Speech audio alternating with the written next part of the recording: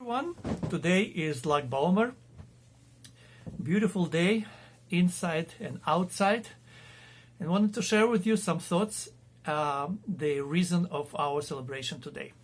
So first of all, we'll turn to Shulchan Aruch, the code of the law, the source of our law, and it says, "Nogim shelo lisaisha ben Pesach leatzeres ad Lag BaOmer, mipnei shebois hazman meisu talmidei Rabbi Akiva." There's a custom not to do weddings during this period of time because students of Rabbi Akiva died. Also, noagim shelo listaper ad Lag BaOmer, and we don't take haircuts till Lag BaOmer. Why only till Lag BaOmer? What is special about Lag BaOmer that day? Shomrim as posku milamus, because our tradition says that that's when they stopped dying. That's what Shulchan Aruch says, and Ramo adds, Umar bin bokza simcha ve'enamrim botachanu. Not just that we allow to take haircuts, we celebrate this day. We celebrate this day. So the source really for everything that Shulchan Aruch says is in the Gemara Yavomas. And the Gemara says the following thing. 12,000 zugim talmidim hayu el Rabbi Akiva megivat v'at Antifras. There were 12,000 pairs of students Rabbi Akiva had. 12,000 pairs means 24,000 students. V'kulan meisu meperak echad mipnei shelo nahagu kovat ze lezeh. And they all died in one period of time because they did not give honor, didn't respect to each other. V'haya ha'olam shamem, and the world was desolate from Torah. Ad sheba Rabbi Akiva etzel rabasenu shebedoram v'shana lahem. Until Rabbi Akiva came to south, to rabbis in the south, and he taught them. He taught them Torah from the beginning. Who were those rabbis? Rabbi Meir, Rabbi Yehuda, Rabbi Yossi, Rabbi Shimon Bar Yochai, Rabbi Elazar ben Shamoa. These are 5 Tanoim that actually basically transferred Torah to the next generation. They were authors of the Mishnah. All the Mishnah that we have comes from them, and the Talmud that comments Mishnah comes basically from them, and Shulchan Aruch. So they're the source. They're the source of all Torah that we know. These 5 new students of Rabbi Akiva.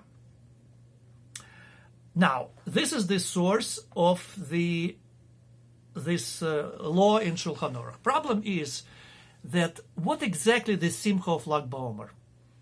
Everything the Talmud says that there were 12,000 pairs of students, and they all died up to this day. On the Lag BaOmer, on the 33rd day of Omer, they stopped dying. What's the simcha? And the commentaries on Shulchan Aruch, Pri Chodesh, for example, he says, what's the simcha? That they stopped dying. You know why they stopped dying? Because there was no one left to die. Everybody died. So what's the simcha? Not clear. And what Pri Chodesh offers, he says, and maybe the simcha is al oisam talmidim shehoisif achar kach Rabbi Akiva. Maybe the simcha is that there were new talmidim, 5 new talmidim that Rabbi Akiva added after the death of those. But it's still not clear, because if you look, 12,000 pairs of talmidim died. Okay. Let's say today is Lag BaOmer, and let's say yesterday or today, the last one of them died. So Rabbi Akiva goes south. It takes a couple days probably to get to south. He goes to south. He finds these 5 talmidim. He interviews them. He makes sure that they do give respect to each other, and they have all other qualities to transfer the Torah to the next generation. He starts teaching them. You know how long does it take to teach 5, even though they were great rabbis, but to teach them that they can transfer the Torah to the next generation, it takes months. I don't know how long, years. So I would say once he taught them, that's the day that we should celebrate.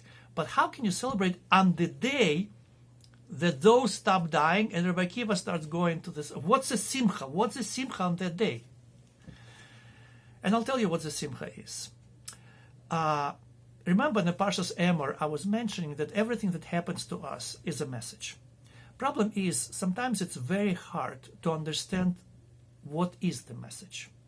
For me, the hardest is whether Hashem is telling me I should try harder.